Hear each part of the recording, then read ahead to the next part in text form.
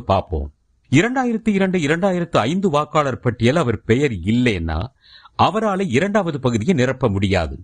அப்போ இந்த மூன்றாவது பகுதியில அவரோட உறவினர், அதாவது அவருடைய அப்பா, அம்மா, தாத்தா, பாட்டி, இவங்கள யாராவது ஒருத்தருடைய பெயர் 2002 2005 வாக்காளர் பட்டியலில் இருந்ததுன்னா அவங்களுடைய பெயர் 2002ல அவங்களுக்கு வாக்காளர் புகைப்பட அடையாள அட்டை இருந்ததுன்னா அதோட நம்பர் அவங்களோட அப்பா, கணவர் பேரு நிரப்பணும். அடுத்து உறவு முறை அப்படிங்கிற இடத்துல அவர் வாக்காளருக்கு என்ன உறவு முறை அப்படின்னு எழுதணும். அப்புறம் அவர்களோட, அதாவது யார் பெயர் 2002 2005 வாக்காளர் பட்டியலில் இருக்கோ அந்த பெயர் இருக்கிற சட்டமன்ற தொகுதி பெயர், பாகம் எண், வரிசை எண் எல்லாத்தையும் ஃபில் பண்ணணும். இதை முடிச்ச பின்னாடி கீழே இருக்கக்கூடிய 3 உறுதிமொழியையும் பொருத்தமா ஃபில் பண்ணி வாக்காளரோட கையெழுத்து அல்லது கை ரேகையை இட்டு, அவர் இல்லாத பட்சத்துல அவருடைய குடும்பத்தில் இருக்கிற 18 வயசுக்கு மேற்பட்ட நபரின் கையெழுத்து அல்லது கை ரேகையை பதிவு செஞ்சோ